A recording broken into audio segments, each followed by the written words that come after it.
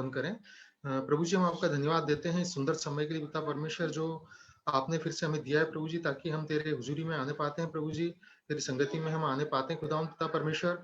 आज का जो भी वचन प्रभु जी हम यहाँ पढ़ते हैं, सीखते हैं या बोलते हैं प्रभु जी, वो खुदावंद प्रभु जी तेरी ओर से होने पाए पिता परमेश्वर। और पिता परमेश्वर वचन प्रभु जी हर एक के मन में घर करने पाए खुदावन प्रभु जी।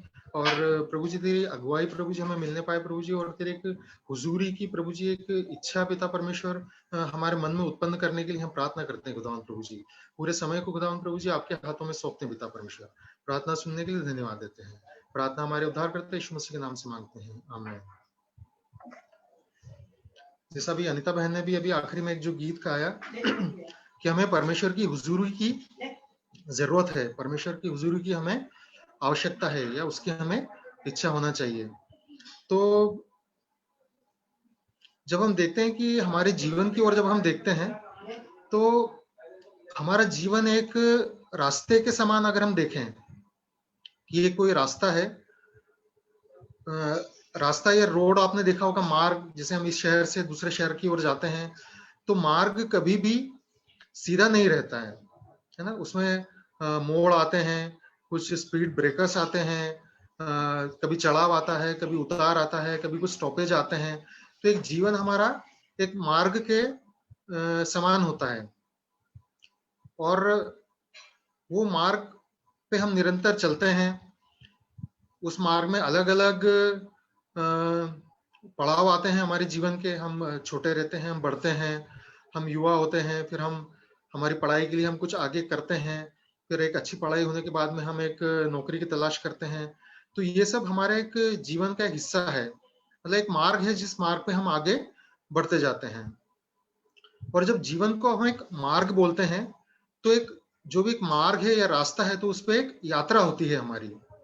तो अगर जीवन अगर हमारा मार्ग है, तो हमारी यात्रा, उस पर हमारा आचरण, हमारा व्यवहार, हम जीवन को कैसे जीते हैं, वो हमारी यात्रा हम उसको बोल सकते हैं। मतलब जीवन एक मार्ग है, और उस मार्ग पे यात्रा, हमारा आचरण, हमारा व्यवहार, लोगों से हम कैसे डील करते हैं, है ना, या हम कैसे जीवन जीते हैं, वो सब हमारी एक यात्रा का हिस्सा है। उसको हम हमारी यात्रा का भाग बोल सकते हैं।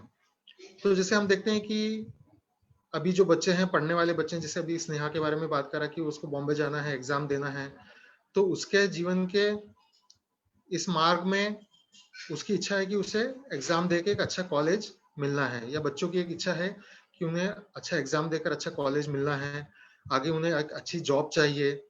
तो ये सब हमारी इच्छाएं रहती हैं। और इसके अलावा जीवन में और भी लोगों की कुछ अलग इच्छाएं हैं, जैसे उन्हें कुछ बनना है, या ये काम उन्हें करना है, या इस दिशा में उन्हें आगे बढ़ना है ना। कुछ लोग चैरिटी की फील्ड में काम करना चाहते हैं, कुछ लोग हॉस्पिटल्स में काम करना चाहते हैं। तो हर एक की अलग अलग इच्छाएं हैं, अलग अलग सोच है। तो ये एक सांसारिक बात जब हम करते हैं, उन सब बातों के लिए ये है कि हमारा जीवन का मार्ग क्या है, और उस पर हमारी यात्रा क्या है, हम क्या चाहते हैं। ये पूरी सांसारिक बातें हैं कि हम जीवन में क्या बनना चाहते हैं, मैं आगे जाके क्या करना चाहता हूँ, या आगे आज से 4 या 5 साल बाद मैं अपने आप को कहाँ पर देखता हूँ। तो ये सब हमारी सांसारिक इच्छा है। तो सांसारिक जीवन है, यात्रा है, इच्छाएं हैं, उसमें अलग अलग पड़ाव आते हैं। हमको अपना काम करते रहना है ना, हमारी क्षमताओं के अनुसार, हमारी क्षमताओं को हमें बढ़ाना है, क्षमताओं के अनुसार हमें कार्य करना है, लोगों के साथ हमको कैसा व्यवहार रखना है। ये सारी चीजें मिलकर हमारे जीवन को आगे बढ़ाती हैं।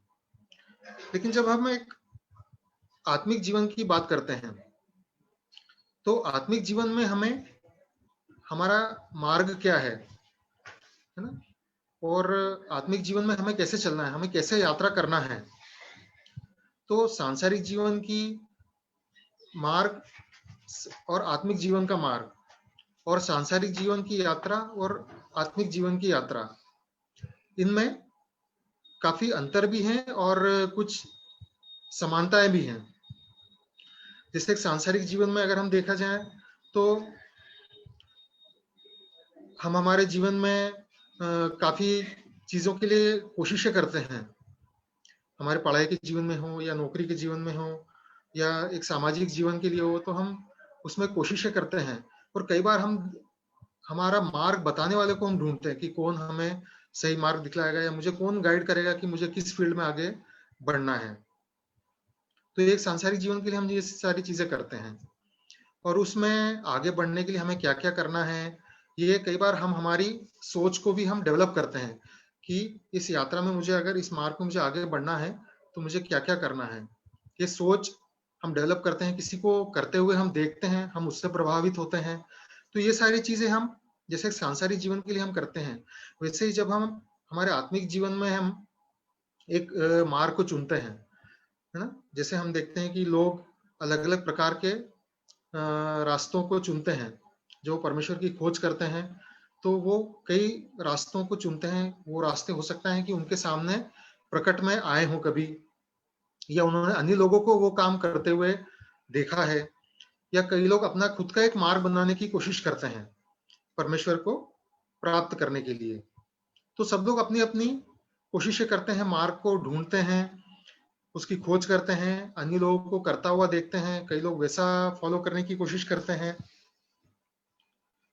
और कई लोग अपना खुद का मार्ग बनाते हैं कि उनकी परमेश्वर के बारे में एक सोच रहती है कि परमेश्वर ऐसा है, या परमेश्वर ये चाहता है, या मैं परमेश्वर को प्राप्त करने के लिए मुझे ये करना चाहिए। तो कई लोग अपना मार्ग स्वयं बनाते हैं, और कुछ लोग अन्य लोगों को करता हुआ देखते हैं कि वे लोग ऐसा कार्य करते हैं, या वे लोग इस तरह की तरीके अपनाते हैं परमेश्वर को खोजने के लिए या परमेश्वर को पाने के लिए। तो वे उन चीजों से प्रभावित होकर उन सब चीजों को करने की कोशिश करते हैं, क्योंकि उन्होंने लोगों को करते हुए देखा है। तो बाहरी परिस्थितियां भी हमारे आत्मिक जीवन में प्रभाव डालती हैं, और हम खुद क्या सोचते हैं, ये चीजें भी हमारे आत्मिक जीवन में प्रभाव डालती हैं। लेकिन एक विश्वासी के तौर पे जब हम देखते हैं अपने आप को, क्योंकि हम देखते हैं कि अन्य लोग अलग अलग तरह के रास्तों को अपनाते हैं, क्योंकि वे शायद सच्चे परमेश्वर को नहीं जानते होंगे, इसलिए वे अनेक प्रकार के रास्तों को अपनाते हैं, उस पर चलने की कोशिश करते हैं दूसरों को देखते हुए, या अपना खुद का मार्ग भी बनाते हैं, जैसे मैंने पहले कहा। लेकिन जब एक आत्मिक जीवन में हम विश्वासी लोग, जब हमारे आत्मिक जीवन की ओर हम देखते हैं, तो हम किस मार्ग पर चलते हैं, या हमारे उस मार्ग पर हमारी यात्रा के लिए हम क्या क्या करते हैं, हम उसको कैसे समझ पाते हैं। क्योंकि अगर हम सिंपल सी बात करें कि आप किसी विश्वासी से पूछो कि आप आपके आत्मिक जीवन के लिए क्या करते हो, तो बोलेगा कि मैं वचन पढ़ता हूँ, और वचन के अनुसार मैं आगे बढ़ता हूँ, या वचन जो मुझे बताता है उसके अनुसार मैं सीखकर आगे बढ़ने की कोशिश करता हूँ। तो एक विश्वासी के पास में एक क्या आशा है, मतलब वो अपना मार्ग कैसे देखता है। क्या वो केवल पढ़कर, सुनकर या ज्ञान प्राप्त कर कर अपना मार्ग चुनता है और उस पर चलने की कोशिश वो करता है। तो कई बार जब हम इस तरह की कोशिश अगर हम करते हैं, तो कई बार हम हमारे मार्ग से हम भटकने की भी चांस हैं। कई बार हम कमजोर पड़ने के भी चांस हैं, जब जीवन में समस्याएं आती हैं, तकलीफें आती हैं, तो हम कमजोर पड़ जाते हैं, और हमारे रास्ते पर हम आगे बढ़ने की जगह उस आत्मिक रास्ते पर हम रुक जाते हैं, या रुकने की संभावना हमारे साथ होती है। क्योंकि मैं अपने खुद की कोशिशें कर रहा हूँ, मैं भले वचन पढ़ रहा हूँ, उसको समझ रहा हूँ, उस पर चलने की कोशिश कर रहा हूँ, तो ये प्रयास मैं पूरे अपने स्तर पर कर रहा हूँ। तो मैं जब अपने खुद के स्तर पर प्रयास करता हूँ, तो मेरे जीवन में आने वाली समस्याओं के कारण या बहुत सारी बातों के कारण मैं उन सब बातों में पिछड़ सकता हूँ, पिछड़ने की संभावना मेरे सामने रहती है ना। मैं निराश हो सकता हूँ, या मुझे लगता है कि जब मैं प्रार्थना कर रहा हूँ तो उसका कुछ नतीजा नहीं मिल रहा, तो मैं नाउम्मीद हो जाता हूँ, मैं बहुत जल्दी उम्मीद छोड़ भी सकता हूँ। मतलब ये मैं बात कर रहा हूँ कि जब हम अपने स्वयं की कोशिशें कर रहे हैं। लेकिन ये आपने अपने जीवन में भी महसूस किया होगा कि बहुत सारी बातों के कारण हम पिछड़ जाते हैं, या हमारी समस्याओं के कारण हम रुक जाते हैं, विश्वास कमजोर हो जाता है। तो ये क्यों हो रहा है? क्योंकि हम हमारे क्षमताओं पर भरोसा करते हुए हम आगे बढ़ रहे हैं, हमारी सोच पर या हमारी बुद्धि पर या हमारे ज्ञान के अनुसार हम आगे बढ़ना चाहते हैं, या हमारी सोच के अनुसार हम ये करना चाहते हैं। तो जब हम ऐसा करते हैं तो परिस्थितियां हमें रोकने की पूरी संभावनाएं बनती हैं। लेकिन जब हम परमेश्वर के अनुसार या परमेश्वर पर जब हम या परमेश्वर को जब हम हमारे जीवन को सौंप देते हैं, है ना, तब हमारे जीवन में हम कैसे आगे बढ़ पाते हैं।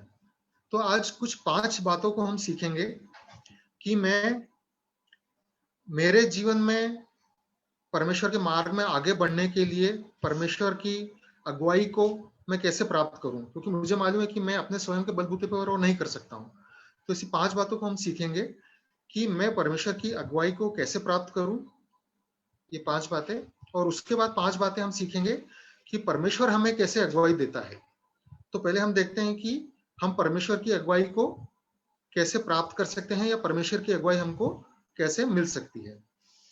उसके लिए हम भजन संहिता 86 उसका 11वां पद पढ़ेंगे। भजन संहिता 86 या 86 उसका 11 या 11 पद। हे यहोवा, अपना मार्ग मुझे दिखा, तब मैं तेरे सत्य मार्ग पर चलूंगा। मुझको एक चित्त कर कि मैं तेरे नाम का भय मानूं।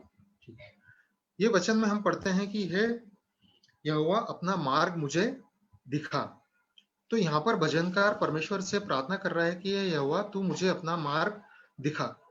तो यहाँ पर भजनकार की एक इच्छा है कि वो चाहता है कि परमेश्वर अपना मार्ग उसे दिखाए। तो सबसे पहला पॉइंट, हमारे जीवन में एक इच्छा होना चाहिए कि हमें परमेश्वर का मार्ग जानना है।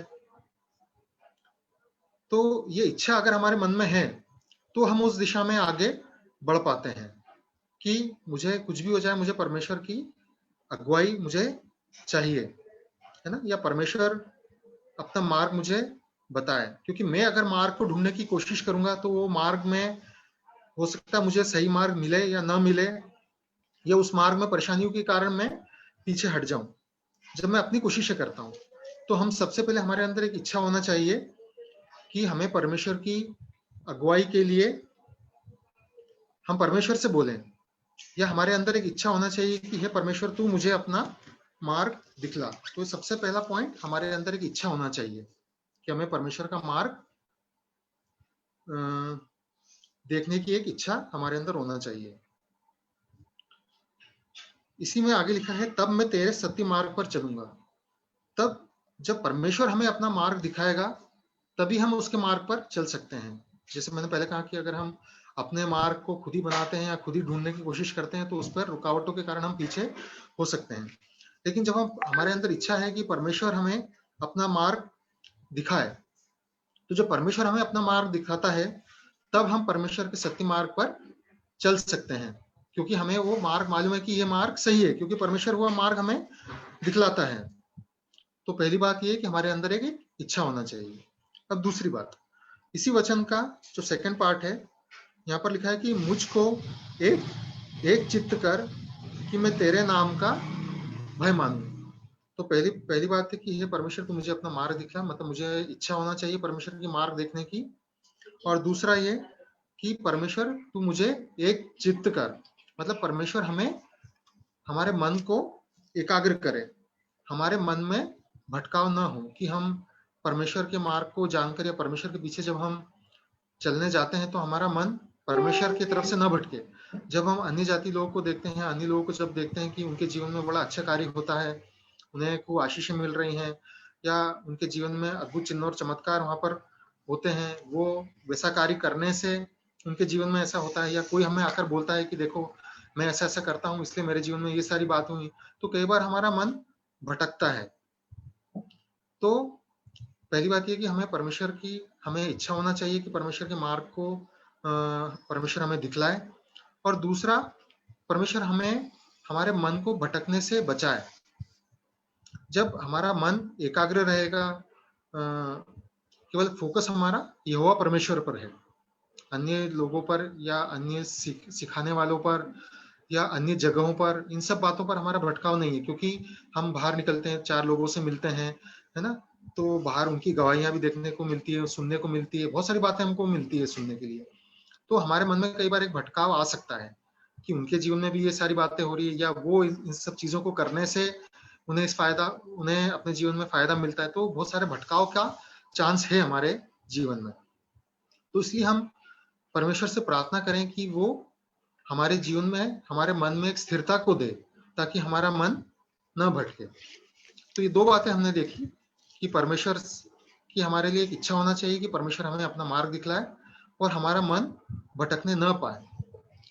तीसरी बात हम देखेंगे, इसके लिए हम पढ़ेंगे भजन संहिता 25 उसका 4 से 5। भजन संहिता 25 उसका चौथा और पांचवा पद।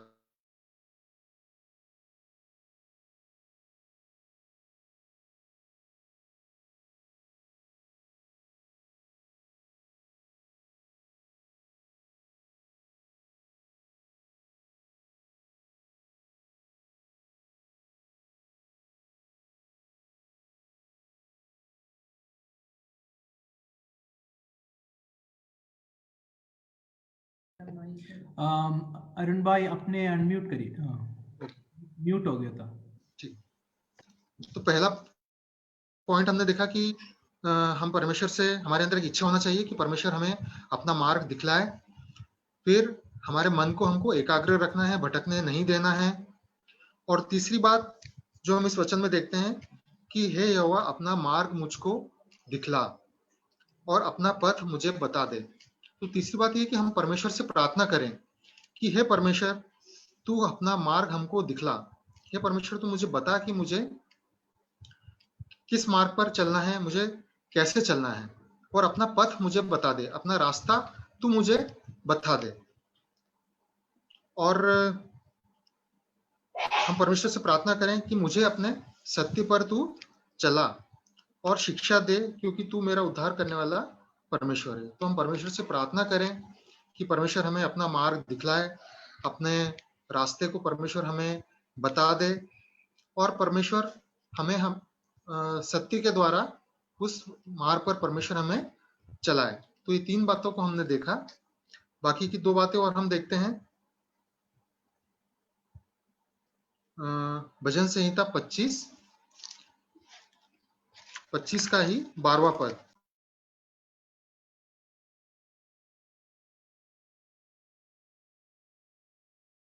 आप म्यूट हो गया।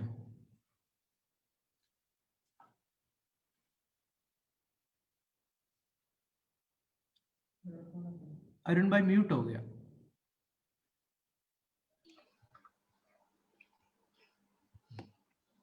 वह कौन है जो यहोवा का भय मानता है? यहोवा उसको उसी मार्ग पर जिससे वह प्रसन्न होता है चलाएगा। ये हमने पढ़ा है पद भजन संहिता 25 उसका 12। अगर आप सुन नहीं पाए हो तो भजन संहिता 25 उसका 12वां पद। तो पहले हमने देखा कि हमारे मन में एक इच्छा होना चाहिए परमेश्वर के मार्ग को जानने के लिए। दूसरा, हमारे मन को हमको स्थिर रखना है। और तीसरा, हमें परमेश्वर से प्रार्थना करना है कि हे परमेश्वर तू हमें अपना मार्ग दिखला और उस मार्ग पर तू हमको चला। तो क्या केवल मेरे इच्छा होने से या केवल मेरी प्रार्थना करने से मैं परमेश्वर के मार्ग पर चल सकता हूं?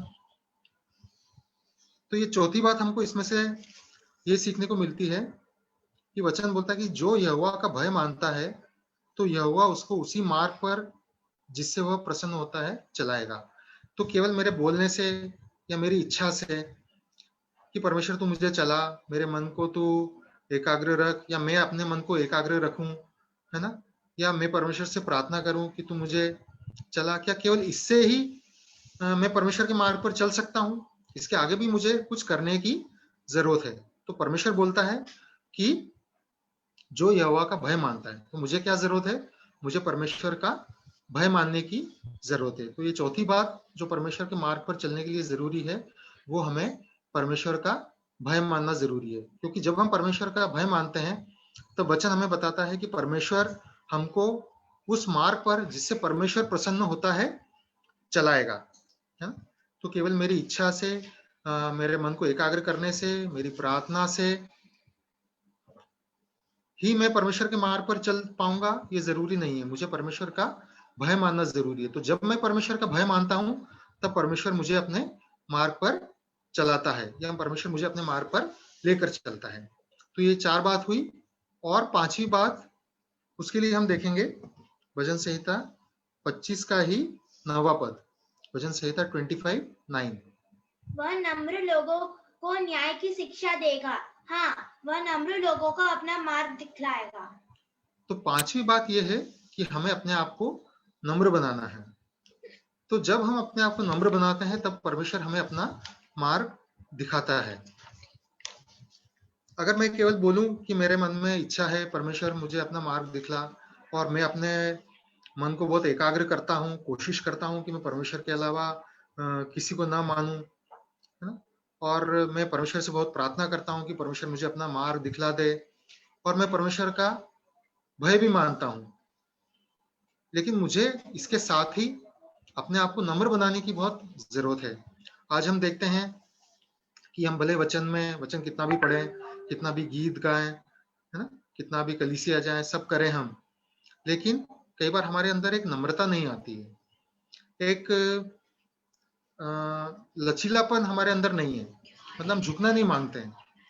कोई भी किसी को भी आप कुछ बात समझाने की कोशिश करो तो वो एकदम से समझने के लिए तैयार नहीं होगा, उसे लगता है कि उसे सब चीजों का ज्ञान है, या कोई अगर मुझे समझा रहा है, कुछ अच्छी बात मुझे बता रहा है, तो मैं वो सीखना नहीं चाहता हूँ, या मैं उसको अपने जीवन में लागू नहीं करना चाहता, मैं अपना जीवन को परिवर्तित नहीं करना चाहता हूँ, क्योंकि मैं नम्र नहीं हूँ। तो परमेश्वर के मार्ग को जानने के लिए एक और क्वालिटी जो मेरे अंदर होना है, वो मुझे अपने आप को नम्र बनाना जरूरी है, तभी मैं परमेश्वर के मार्ग को जान सकता हूँ या उस पर आगे बढ़ सकता हूँ। तो ये 5 बातों को हमने देखा, इसके अलावा और भी बहुत सारी बातें हैं, लेकिन मैंने केवल मुख्य 5 बातों को देखा। अभी कुछ समय से हम भजन संहिता की ही बाइबल स्टडी हमारे घर पर चल रही है। तो भजन संहिता जब हम पढ़ते हैं तो दाऊद के वचनों से, दाऊद के भजन से हम परमेश्वर के बारे में बहुत सारी बातें जान सकते हैं।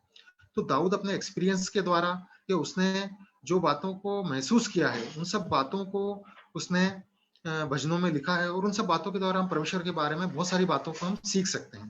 तो यहाँ पर हमने केवल ये 5 बातों को देखा है, इनके अलावा बहुत सारी चीजें हैं जो परमेश्वर के मार्ग पर हमको आगे बढ़ाने में मदद करती है। तो इन 5 बातों को हमने देखा कि हमें परमेश्वर की अगुवाई कैसे मिल सकती है। अब हम देखेंगे कि परमेश्वर हमें अगुवाई कैसे देता है। मुझे तो चाहिए अगुवाई परमेश्वर की, परमेश्वर के मार्ग पे आगे मैं बढ़ना चाहता हूँ, उन सब बातों के लिए मुझे क्या क्या करना है, उन सब बातों को देखा हमने कि इच्छा होना चाहिए, मन को हमको एकाग्र रखना है ना, हमको परमेश्वर से प्रार्थना करना है, परमेश्वर का भय मानना है, और एक और बात को हमने देखा, क्या देखा हमने, कोई बोल सकता है? 5वीं बात क्या वो देखी हमने? नम्र बनना, नम्र बनना है, नम्र बनना है। तो इन सब बातों को देखा कि मुझे अपने जीवन में मुझे क्या क्या करना है परमेश्वर के मार्ग को जानने के लिए, या परमेश्वर की अगुवाई प्राप्त करने के लिए मुझे क्या क्या करना है। इन 5 बातों को हमने देखा। अब हम देखते हैं कि परमेश्वर हमें अगुवाई कैसे देता है। 5 बातों को देखेंगे हम जिसके द्वारा परमेश्वर हमें अपनी अगुवाई देता है, या परमेश्वर हमें अपनी अगुवाई क्यों देता है या कैसे देता है, इसके लिए 5 बातें हम देखेंगे। तो पहली बात हम देखेंगे भजन संहिता 23 उसका 3रा पद, भजन संहिता 23 उसका 3रा पद। वह मेरे जी में जी ले आता है, धर्म के मार्गों में वह अपने नाम के निमित्त मेरी अगुवाई करता है। तो यहाँ पर वचन हमें बताता है कि परमेश्वर अपने नाम के निमित्त मेरी अगुवाई करता है। परमेश्वर मेरी अगुवाई क्यों करता है? मुझे तो अगुवाई चाहिए, मैं बोलता हूँ परमेश्वर तू मुझे अपनी अगुवाई दे, मैं तेरे मार्ग पर चलना चाहता हूँ, लेकिन परमेश्वर मुझे अगुवाई क्यों देता है? तो वचन हमें बताता है कि परमेश्वर अपने नाम के निमित्त मुझे अगुवाई देता है। अब नाम के निमित्त अगुवाई देने का मतलब क्या हुआ कि जब हम पुराने नियम का भी जब हम अध्ययन करते हैं तब हम देखते हैं कि परमेश्वर अपने लोगों को अगुवाई देता है ना। मतलब हमारे पूर्वजों को, या अब्राहम को, इसहाक को, याकूब को परमेश्वर ने अगुवाई दिया, मूसा को परमेश्वर ने अगुवाई दिया। तो परमेश्वर उनसे वायदा भी किया, उनको अगुवाई भी दिया। ये इन सब बातों को हम जानते हैं। तो मेरे जीवन में भी परमेश्वर अगुवाई देगा। क्यों? क्योंकि परमेश्वर हमारे पूर्वजों को परमेश्वर ने अगुवाई दिया है, अब्राहम को, इसहाक को, याकूब को, मूसा को परमेश्वर ने अगुवाई दिया है और परमेश्वर ने वायदा किया है कि परमेश्वर हमेशा अपने लोगों को अगुवाई देगा। तो परमेश्वर अगुवाई देने वाला परमेश्वर है। तो परमेश्वर अपना कैरेक्टर पहले से बता चुका है कि वो अपने लोगों को अगुवाई देता है। तो परमेश्वर अपने नाम के निमित्त, मतलब एक परमेश्वर का एक नाम इस प्रकार से हो गया है कि वो परमेश्वर अगुवाई देने वाला परमेश्वर है ना। तो परमेश्वर अपने नाम के निमित्त हमें अगुवाई देगा। मतलब परमेश्वर ने जैसे पहले हमारे पूर्वजों को परमेश्वर ने अगुवाई दिया है, वैसे ही परमेश्वर हमें भी अगुवाई देगा अपने नाम के निमित्त, क्योंकि वो अगुवाई देने वाला परमेश्वर है। जब हम उससे अगुवाई मांगते हैं तब है परमेश्वर हमें अपनी अगुवाई देता है, क्योंकि वो पहले भी ऐसा कर चुका है। परमेश्वर अपने वायदों को पूरा करने वाला परमेश्वर है। तो हमने देखा कि परमेश्वर अपने नाम के निमित्त, मतलब वो जैसा पहला कर चुका है वैसे ही वो अभी भी हमें अगुवाई देगा। तो ये पहली बात हमने सीखी परमेश्वर की अगुवाई के बारे में। अब दूसरी बात को हम देखेंगे। इसके लिए आप निकालेंगे भजन संहिता 27 उसका 11वां पद। भजन संहिता 27:11। हे यहोवा, अपने मार्ग में मेरी अगुवाई कर और मेरे द्रोहियों के कारण मुझको चौरस रास्ते पर ले चल। अब जब हम परमेश्वर से बोलते हैं कि हे परमेश्वर तू मेरी अगुवाई कर, तो जब हम परमेश्वर के मार्ग पर आगे बढ़ने की कोशिश करते हैं, जब हम आगे बढ़ना चाहते हैं, तो बहुत सारी बातें हमें पीछे खींचती हैं। वो शैतान की ओर से हो सकता है, हमारी परिस्थितियों की ओर से हो सकता है। बहुत सारी बातें हमें पीछे खींचने की कोशिश करती है। हमारे विरोधी लोग हो सकते हैं जो हमें आगे बढ़ने से रोकते हैं। तो हमारी अड़चनें, बीमारी, तकलीफें, द्रोही, विरोधी लोग, ये सब हमें परमेश्वर के मार्ग में आगे बढ़ने से रोकते हैं। तो परमेश्वर, जब हम परमेश्वर से बोलते हैं अगुवाई करने के लिए, तो परमेश्वर हमारे द्रोहियों से या विरोधियों से बचाते हुए हमें अगुवाई देता है ना। जब हम परमेश्वर से बोलते हैं अगुवाई के लिए कि परमेश्वर मेरी इन परिस्थितियों के कारण मैं तेरे मार्ग से पीछे हट रहा हूँ, या उन लोगों के कारण मैं तेरे मार्ग से पीछे हट रहा हूँ, तब परमेश्वर उन लोगों से बचाते हुए हमें अपनी अगुवाई देता है। तो हमने देखा कि परमेश्वर अपने नाम के निमित्त हमें अगुवाई देता है, अगुवाई करता है। परमेश्वर बुरा चाहने वालों से, इन सब लोगों से भी बचाते हुए हमें परमेश्वर अपने मार्ग पर उसकी अगुवाई को देता है। ये दो बातों को हमने सीखा। और अब तीसरी बात, भजन संहिता 32 उसका 8। भजन संहिता 32:8।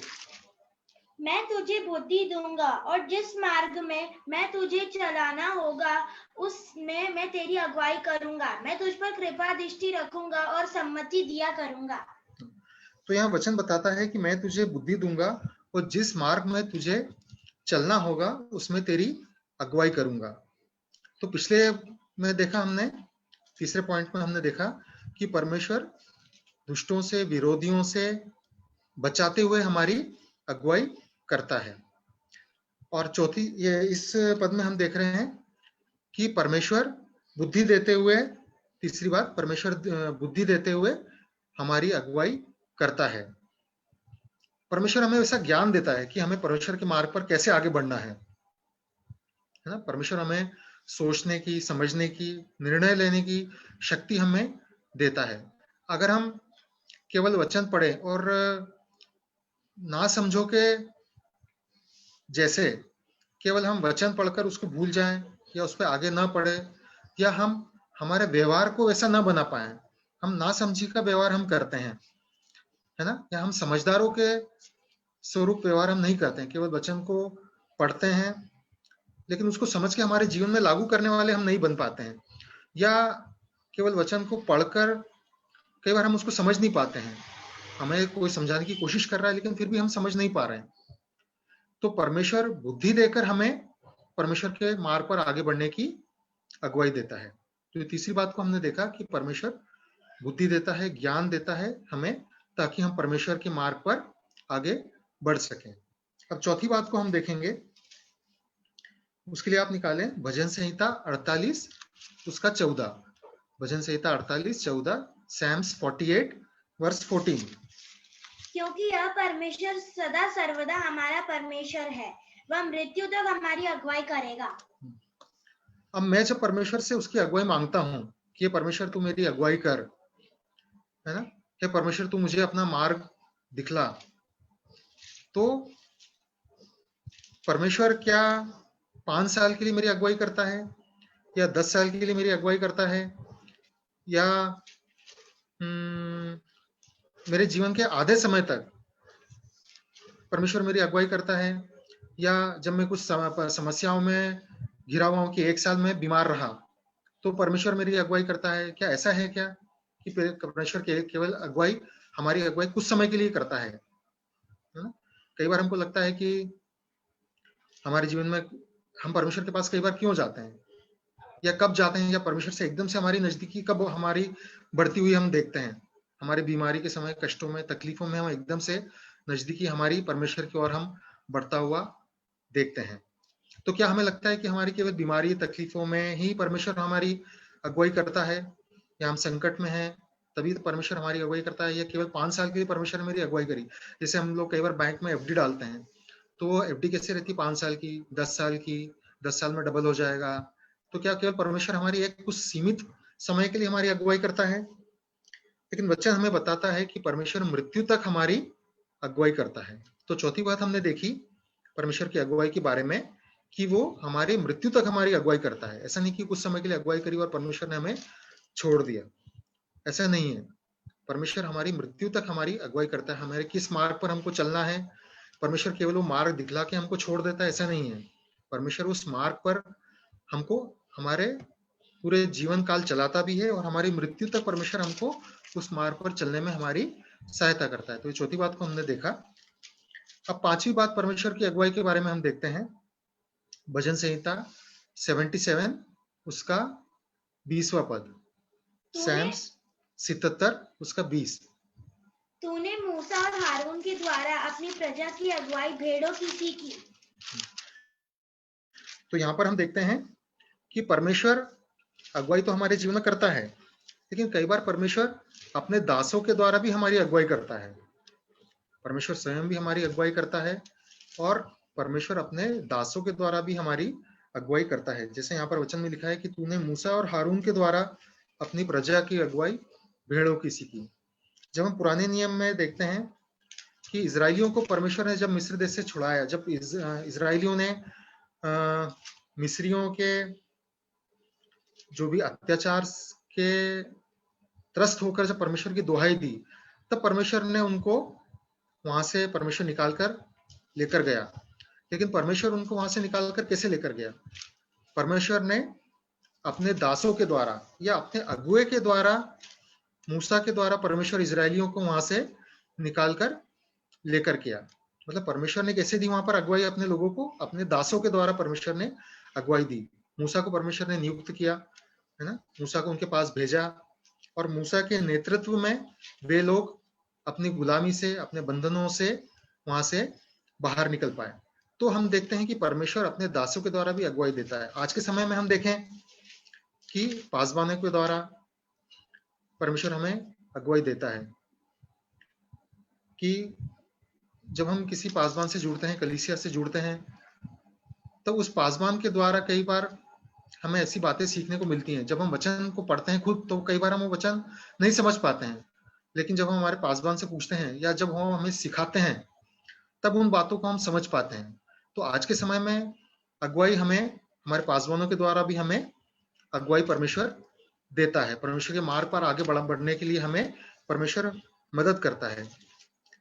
इस बात को अगर मैं अपनी गवाही के रूप में बोलूं तो मैं पास्टर साहब के लिए बोलना चाहूंगा कि वो एक बहुत अच्छे मेरे एक अगुए के रूप में मुझे परमेश्वर ने उन्हें दिया है, क्योंकि उनके द्वारा मैं परमेश्वर के और नजदीक आ पाया, परमेश्वर को और अधिक समझ पाया। बाइबल स्टडी वगैरह जो हम करते थे साथ में, तो उसके द्वारा मुझे लगा कि हम अपनी स्वयं की कोशिश हमें करना जरूरी है। परमेश्वर को अगर हमें जानना है तो केवल कोई हमें बताता है या उस बारे में हमको बताता है तो कई बार हम इतना नहीं सीख पाते हैं, लेकिन हमें अपनी कोशिशें करना जरूरी है। तो इन सब बातों को भी मुझे किसने सिखाया? मुझे परमेश्वर ने एक अगुआ दिया कि वो मुझे परमेश्वर के मार्ग पर आगे लेकर चले। तो परमेश्वर हमारे जीवन में एक अगुआ देता है हमें। तो ये भी परमेश्वर की एक अगुवाई का तरीका है कि वो अपने दासों के द्वारा भी हमें हमारे जीवन में अगुवाई देता है। तो इन 5 बातों को हमने सीखा कि मैं अगुवाई क्यों चाहता हूं या मेरे जीवन में अगुवाई मुझे कैसे मिल सकती है, वो 5 बातों को हमने देखा। और फिर 5 बातों को हमने देखा कि परमेश्वर हमें कैसे अगुवाई देता है, परमेश्वर की अगुवाई हमें कैसे मिल सकती है।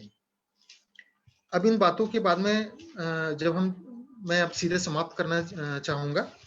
उसके पहले हम एक वचन और पढ़ेंगे, यूहन्ना 14 उसका 6 से 16।